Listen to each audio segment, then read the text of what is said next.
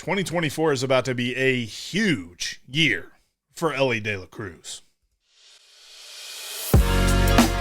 You are Locked On Reds, your daily Cincinnati Reds podcast, part of the Locked On Podcast Network, your team every day.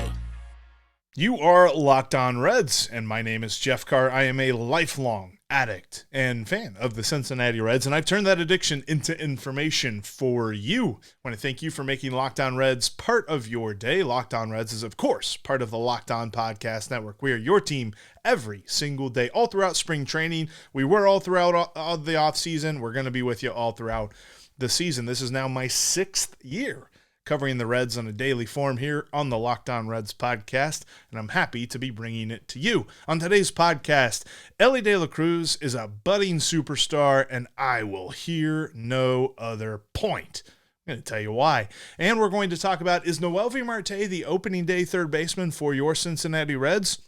And later on in the show, we're going to look at the early options as college baseball season is beginning for the Reds at the number 2 pick in the MLB Draft coming up later this summer.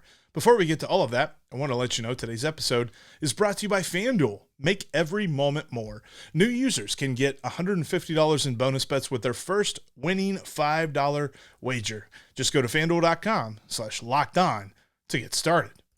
Where we'll get started today is with Elly De La Cruz. If you bookmark InsideTheReds.com, if you're a frequenter of that website, you have probably seen my article about Elly. Just came out on Friday afternoon. I feel like we do this. I feel like we as Reds fans try not to appreciate greatness. We try to put it down or at least cover it up to the point that if things don't work out, well, then we're just not as hurt by it. Jaded, maybe. That's the word. That's what it is. We Reds fans, we Cincinnati sports fans are jaded. We want to believe that what is awesome truly isn't nearly as awesome as we think it should be. Joe Burrow is case in point. Go check out our friends over at Locked On Bengals for more on that. But there are plenty of people that are wanting to hate on him because he's dealt with a few injuries. The fact that Elly De La Cruz had a low batting average and a high strikeout percentage seems to be all anybody wants to talk about. Seems to be all anybody's focused on with him. They think because of those two numbers, well, he's going to be a bust. We know. Well, we don't have to worry about what's going to happen the rest of the way. We don't have to worry about what he might do in 2024 because we've already deemed it that way. We've already deemed him a bust. Why? Why is this the way that we are? Why are we the way that we are?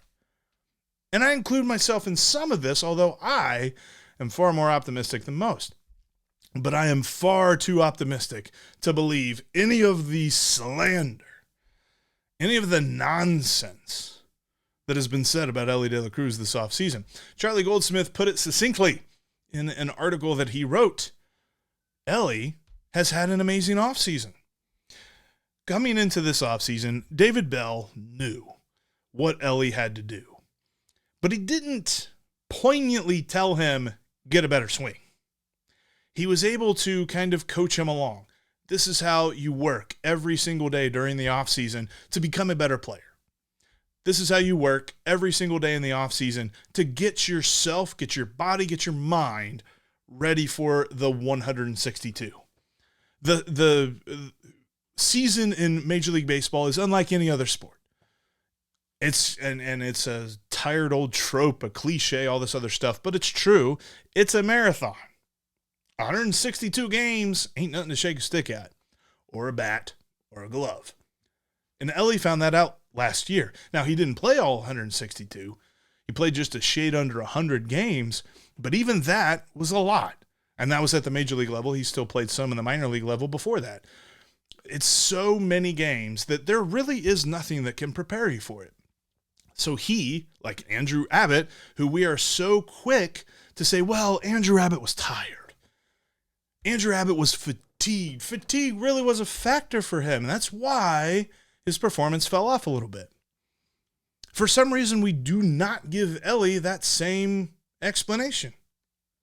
For some reason, there are those that would jump and immediately say that he needs to be sent down. He needs to start the year in AAA.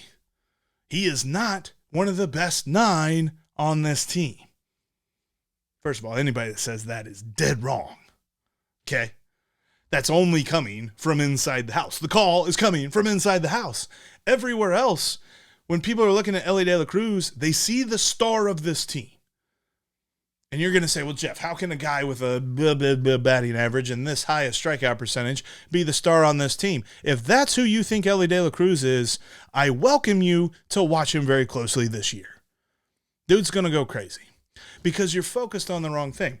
Look, statistics, and one of the reasons I love talking about baseball, baseball is my favorite sport in the world for a lot of different reasons, and statistics are one of them because there's so many baseball statistics. But you can take a stat or a couple of stats and support whatever opinion you've got. So I'm going to do that too. Because when it comes to Elly De La Cruz, if you're looking at the average in the strikeout percentage, then you're missing the whole point. Few rookies hit the ball harder than Elly De La Cruz. Not just his hardest hit ball, but on average. In fact, on average, there were only 2 rookies that had enough bats to qualify who had a higher average exit velocity than did Elly De La Cruz. It was Gunnar Henderson and Josh Young from the Rangers. Josh Young from the Rangers, Gunnar Henderson from the Baltimore Orioles. Elly's average exit velocity of 91.2 was also the same number that Francisco Lindor and Max Muncy had. Both of those guys are deemed very darn good hitters. So why are we focused on a couple of stats for Elly and trying to run him down like that? You can even extrapolate. There were only 2 hitters in all of Major League Baseball, not just rookies, 2 hitters in all of Major League Baseball that had a harder hit, like the max exit velocity, had a harder hit ball than did Elly. It was Ronald Acuna, who hit a ball 121.2 miles per hour, and Giancarlo Stanton, who hit the ball 119.5 miles per hour. We think of those 2 guys as superstar hitters. Now, Giancarlo Stanton's lost a step. He's not as good as he was a couple of years ago, but he is still a feared power hitter. Elly De La Cruz is a feared power hitter, and he should be. He is going to go off this season. Look, FanDuel's got him as the player that they're giving over-unders for, right? When it comes to different stats and things like that. And I think it's important to note that when FanDuel's paying attention to a guy like that, we should too. By the way, Topps, they just released their Series 1 baseball cards this past week. They also have a ton of different Elly cards. I mean, whether you're talking about autograph cards, jersey cards, there's some jersey with autograph cards of Elly. There are parallels of all different colors and shininess. There's the special stat cards and things like that. Basically, just about every sort of kind of baseball card that they make for different players, they've made for Elly. They're not doing that for Matt McClain. They're not doing that for Christian Encarnacion Strand. They're doing it for Elly because they see his superstar potential. So many writers and different people, when they look at him, they see his superstar potential. They know that this dude is electric. He's going to be the main draw for this team. He's going to show it because he's got the great tools. I mentioned his power. For those who don't remember, and I don't know how you could forget, dude's fast. Nobody else is faster in Major League Baseball. In fact, there's only one guy who's just as fast. The average sprint speed of Elly De La Cruz is 30.5 feet per second.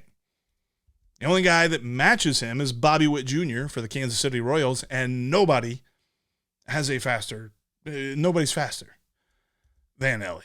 In fact, nobody is faster and nobody matches him with a 90-foot split. So the time it takes him to run 90 feet, nobody else is as fast as he is. He is the fastest 90-foot runner as a left-handed hitter, and he's the 4th fastest runner in 90-foot splits as a right-handed hitter. Yeah, he's awesome.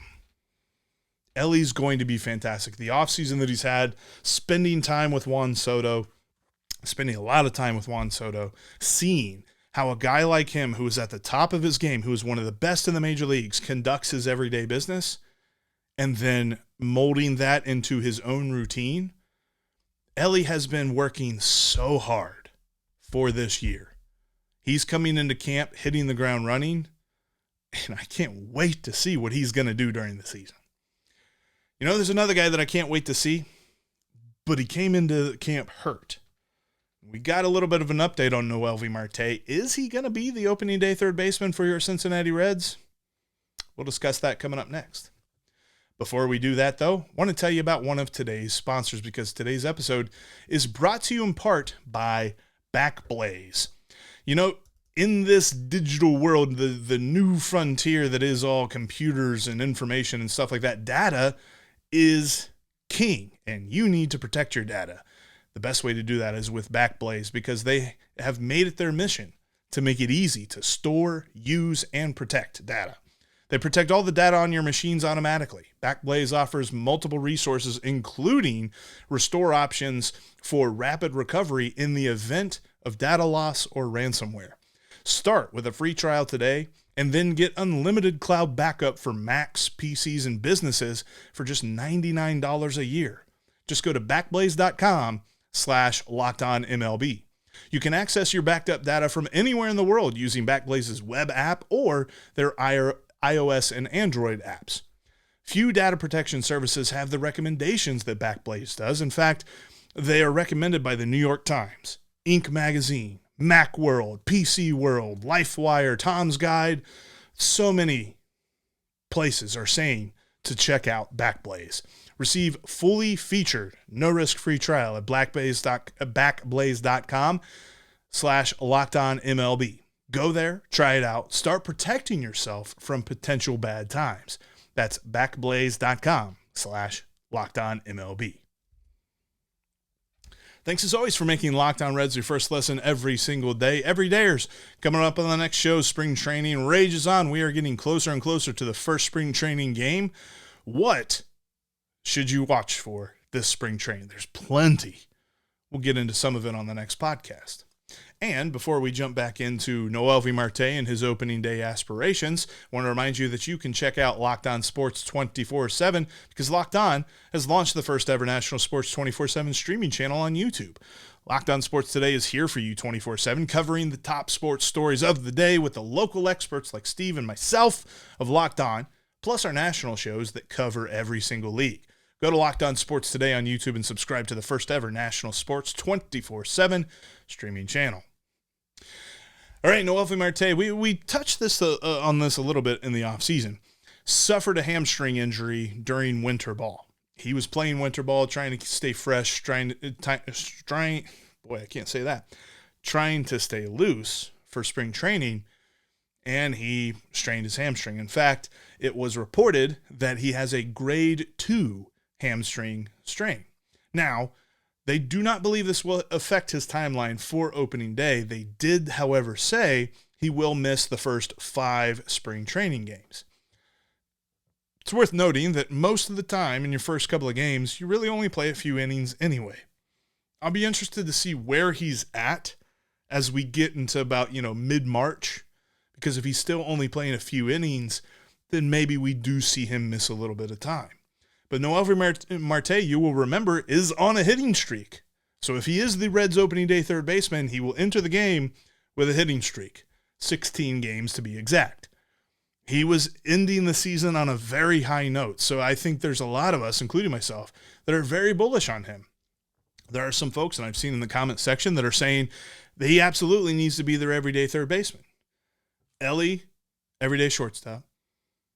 Matt McLain, everyday second baseman. Noelvi Marte, everyday third baseman. It might not work out that way because there's plenty of guys that can play multiple positions and things like that, but Noelvi Marte has shown his talent. He is still rookie eligible, which means he's still eligible for Rookie of the Year. We talked about his odds before. He's currently around 5th or 6th. He keeps falling because other people keep placing wagers on other players. I don't think that means anything for his actual aspirations of winning the award. I still pick him to be the NL Rookie of the Year this year. He's shown it defensively, at the plate, on the base paths. He does it all. And I really am excited to see how he plays. But the hamstring strain cannot be ignored. And I feel like there is two sides to this where, number one, the Reds are trying to win now. The Reds are coming out of the gate in opening day, hitting the ground running, going 100% for the playoffs, to win the division, all that good stuff. And they need their best players. But there's also the development factor of Noelvi Marte and his career. Do you jeopardize his career by pushing him too fast too soon? And the Reds have depth. So if the hamstring is an issue in spring training, if it crops up, if it feels like they're pushing him too fast and maybe, God forbid they have a setback, we really don't want to hear that word when it comes to Noelvi Marte. But they're able to move some things around and the roster is not going to miss a step. Because as talented as he is, the Reds have depth. And I don't think they need to force this issue. I think if you were to tell me that I needed to put a meaningful dollar amount on whether or not Noelvi Marte is going to be the Reds' opening day third baseman, right now, I think I'd say that he isn't. Because I'm erring on the side of caution with him. Not because I think that this injury is worse than the reporting or anything like that. I know the Reds are optimistic when it comes to prognoses of different players. We saw that with India. We saw that with Joey Votto last year. Remember in spring training, they were saying, Joey Votto, he might play in some spring training games. Then we found out that was silly that they even thought that. I think that we need to take this with a grain of salt that they're saying that he won't miss opening day. Because if I'm putting a meaningful amount of money on it, I would say he probably doesn't start opening day. He absolutely deserves it, though. There's two different arguments here. Is he going to be healthy enough, and does he deserve it? Because he 100% deserves it. Like, I think we're looking at Josiah Gray, who is a right-handed pitcher for the Washington Nationals, to be their starter on opening day. And I believe with that, you're going to have probably see Jake Fraley in the DH spot. You'll probably see Jeimer Candelario at first base. So then the question becomes, do you play CES or do you play Noelvi Marte? That's going to be kind of tough because I almost wish that we would see Candelario as the DH, CES as the first baseman, Noelvi Marte at third base. But I wonder, because we saw it enough last year where Jake Fraley played DH against right-handed pitching, I wonder if that's how they run with opening day, assuming everybody else is healthy. But I think that Noelvi Marte has proved he deserves 140 starts, easy, at third base. Now, does he work in other areas? Does he DH? Does he play some short? Does he play some second? Maybe. But he definitely deserves the lion's share of the time at third. We've seen some videos already from camp of CES taking some ground balls at third base and throwing them over to first. So he's going to play some there. Jeimer Candelario is going to play some at third base because he is a corner infielder. He can play both first and third. And then he'll also DH as well. I think the lion's share goes to Noelvi Marte. He absolutely deserves it. And if he's healthy enough, he should be the Reds' opening day third baseman. With all of this excitement and all this hype that's on the present right now, and the Reds going for the division, the Reds going for the NL Central this year, they were also gifted with the number 2 overall pick thanks to the draft lottery that Major League Baseball has instituted. Coming up, we look at some early names to keep an eye on in college baseball as the Reds look for their number 2 pick. Before we get into that, though, I want to tell you about another one of today's sponsors, and that is FanDuel. FanDuel's got a great promotion on for you right now. If you join, go to FanDuel.com/lockedon, and your first winning $5 wager gets you $150 in bonus bets back. FanDuel is a great way to enjoy basketball season. As we're going through college basketball season, we're headed toward the conference tournaments. There's only a few weeks left of the regular season, and then we've got March Madness. FanDuel is going to be all over that. You want to join in right now. Plus, you can get in on the action with NBA basketball. There's MLB futures. Love the MLB futures right now. The Reds, because of all the different projection systems, the Reds are actually kind of moving back. The over-under on their win total has moved down to 81.5. And in order, a yes or no bet on whether the Reds will make the playoffs, yes is plus 140. Go check it out today at FanDuel. I would throw a few bucks on all of that. The over on the win total, and yes, that they will make the playoffs, because this is a good team whatever the computers say. Go to FanDuel.com/lockedon to get started today. FanDuel is an official partner of the NBA and the official sports book of Locked On.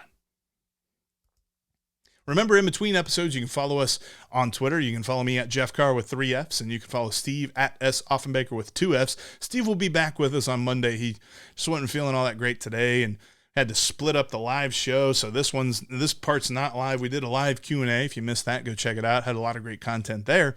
But I also wanted to talk about the draft. So I brought in Lindsey Crosby to talk about what the Reds have at number 2.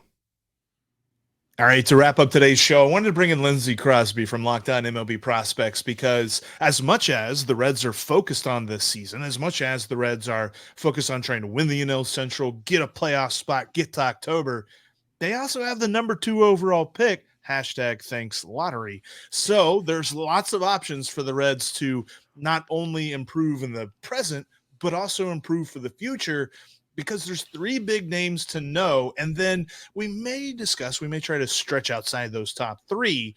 But as college baseball season is approaching, there are 3 names to know for the Reds at number 2, Lindsey. Of those 3 guys, and I guess part of this is, what do the Guardians do at number 1? Who is likely going to be there at number 2? Okay, so the 3 big guys we're looking at is infielder Travis Bazzana of Oregon State, J.J. Weatherholt of West Virginia, and Nick Kurtz of Wake Forest. And it's a little bit of a weird draft because Bazzana and Weatherholt are both second basemen and Kurtz is a first baseman. And usually in those top picks, you're seeing shortstops and outfielders, premium positions. But These guys are just all really, really good hitters. If this was the Guardians 2 years ago, I would 100% without a doubt say Travis Bazzana is the pick. He fits all of the models and exactly what they've wanted to do as far as guys with really good contact rates who have performed in the Cape Cod League with wood bats. He fits all of their models, right? But they've recently shown a little bit of a preference to go out and try to find some power because they just don't have power hitters at all.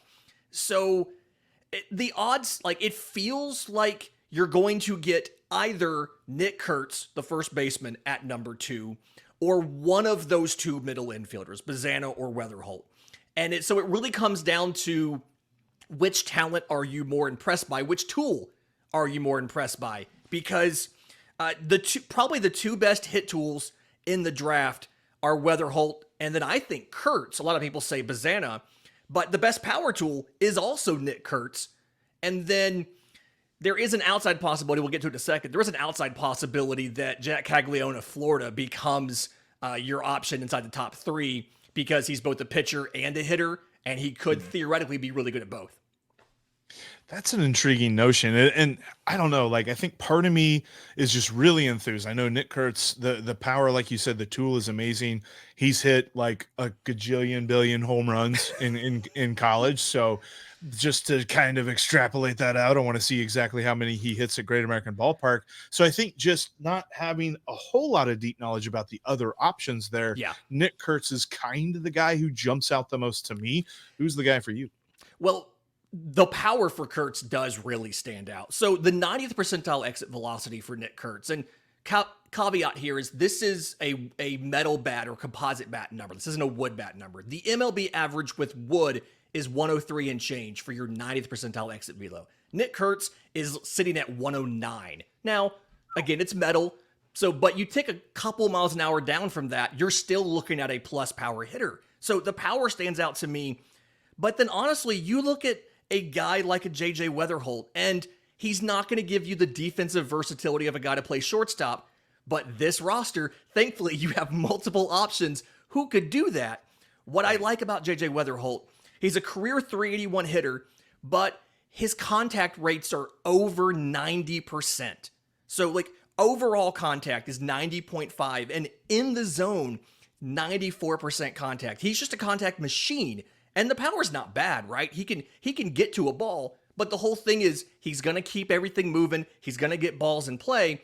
And this roster, I feel like, can mitigate the defensive shortcomings where he's a second baseman versus a shortstop. This roster can mitigate that somewhat because you have so many shortstops between Elly De La Cruz and, Matt McClain. Noelvi Marte could do it, I think. And so I think you're best suited to maximize what he can do and not be hurt by what he can't do.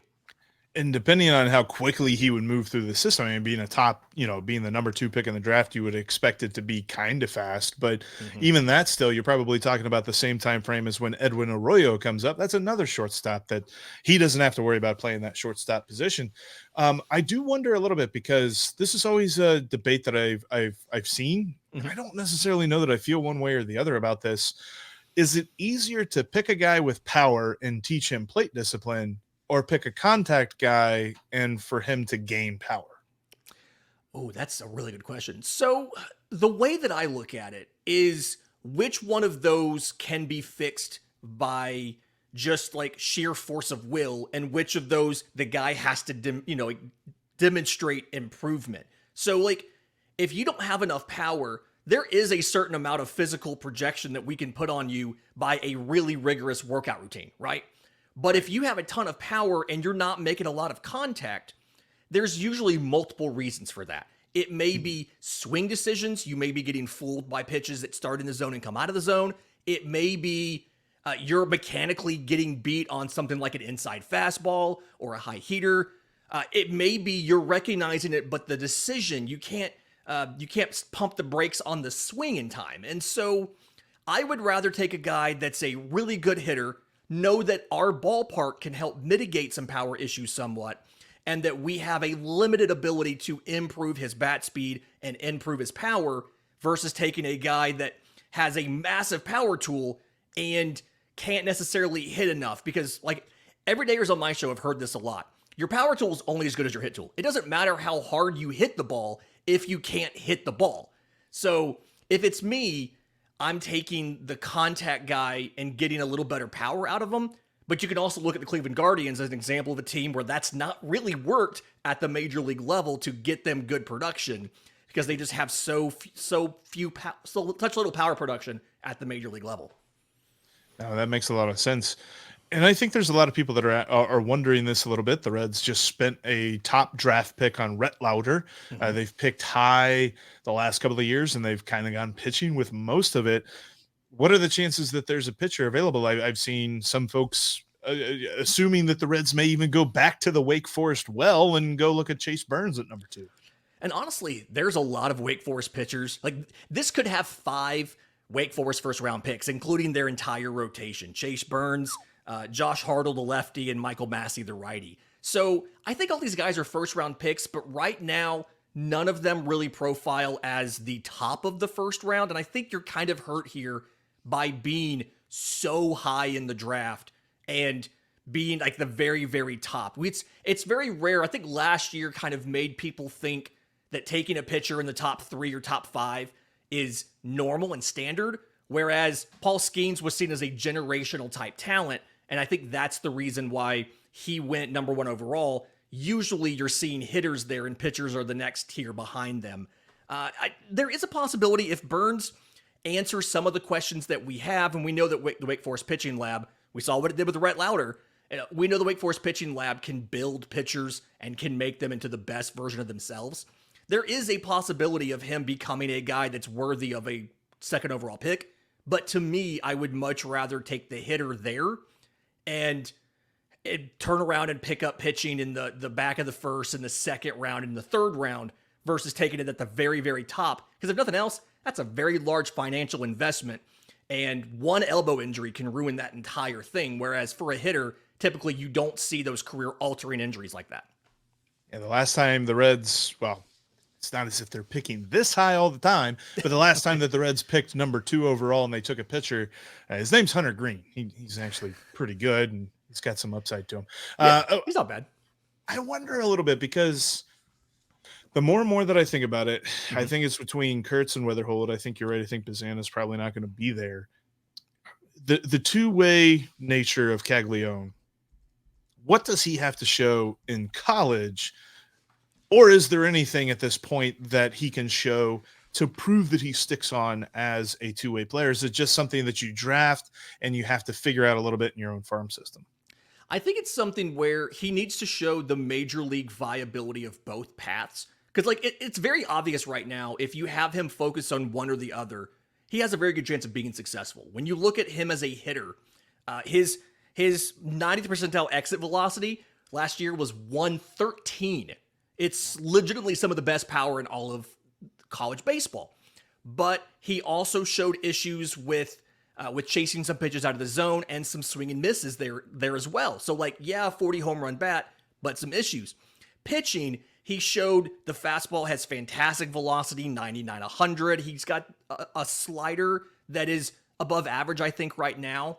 But he's kind of missing that changeup as the third pitch. And as a lefty, you kind of have that. The mechanics are a little bit iffy. And there's some control issues and stuff there. And so it's something where you could see one or the other working out.